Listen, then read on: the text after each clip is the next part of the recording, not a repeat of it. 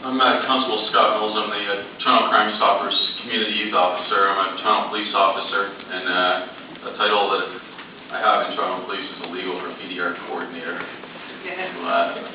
Illegal or legal? Legal. Legal.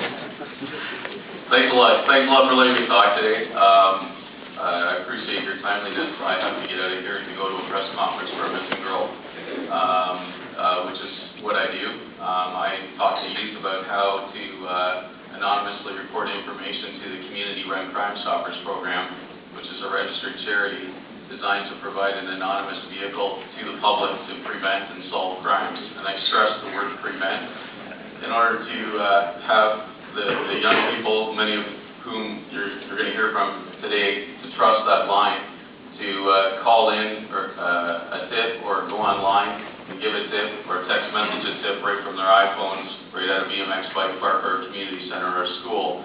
They have to know how it works and they have to trust it. This BMX bike park at Wallace Emerson Community Center for the past 3.5 years has become a focal point for this trust and engagement, bigger than anybody in this room could ever imagine.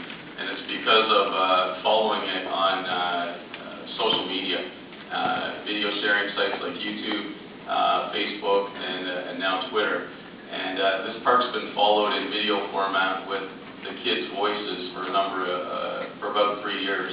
And you can watch that on the username Toronto BMX on YouTube. Today, as I leave this room to go speak to the world internationally about a missing 17-year-old girl from the Republic of Georgia by the name of Miriam that we've all come familiar of, you'll see that the first video on the Toronto BMX account is actually a video of police officers standing at the latest BMX jam organized by James Thompson, who you just heard from, a community youth, with the police and the adults in the back seat. The kids are running this, and that's an extremely important point, that this is their baby, and we just sit in the back seat. Another way that and they welcome us down at the park, and many international visitors that I've had, including one from Boston this week, have gone down to that park at Wallace Emerson and said, I can't believe that these kids call you Scott, that you're a cop, and that you're part of the solution, not part of the problem. And that's a huge positive.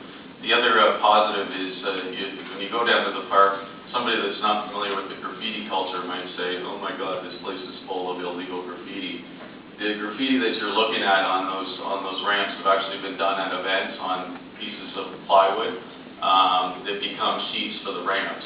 Most of the kids, after they paint them, they actually install them on the ramps.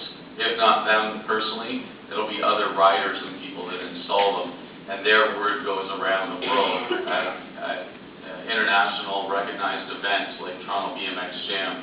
And unlike the Rogers Centre at the Toronto Blue Jays game, the Toronto BMX Jam, you can't get in. It's full. And that's not a slam against the Blue Jays because they're great people. I'm just telling you that this park attracts a lot of kids, and the right kids that we need to reach in this city to become productive community members. The graffiti art has been done by a number of kids, including a young man named Kedre Brown, who last year was recognized internationally as the Crime Stoppers International Student of the Year. That's no small feat, and that's 1,300 Crime Stoppers programs throughout the world that are all community-led in partnership with the police and the media to prevent and solve crimes. And today in Toronto, it'll be used once again to try and find a missing girl. I can't say enough for the kids down there. As far as the legal graffiti art part of it, I've got a letter here from a man named Richard Baxter, who's the art teacher at Humber Summit Middle School. Some of these artworks have been done up in the Jane and Finch area, Scarborough, all around the city, wherever we got a chance to do a Crime Stoppers booth. So the kids in other areas are actually being brought down to this park, and they get to see their artwork out there. In particular, we've also been up to a jail, speaking with youth in jail. They've actually done artwork in jail. I've had gang members that are in jail serving 3 years for trafficking crystal meth and doing armed robberies at gas stations, painting on these BMX ramps. As a result of them painting on these BMX bike ramps, they've said, I don't want to be in the gang anymore. And they've adopted a new name as a legal graffiti artist because they wanted to be more like our Crime Stoppers International Student of the Year and his friends and associates. There's a surprise that's going to happen in Australia in 2 weeks that I can't tell you about, but you may today be hearing from the 2009 Crime Stoppers International Student of the Year. So I'd like to leave this letter of support in relation to the art part of it, the legal graffiti art and Graffiti-Community Building from Richard Baxter. And I'd also like to leave a letter from Dr. Wade Nelson, who's provided bicycles free of charge to many of the kids that can't afford it down there. And he can't be here today, and he'd like you to have this. It's community building, it's great, it builds relations between the cops, and I appreciate the time to talk to you today. Great. Thank you very much. Any questions?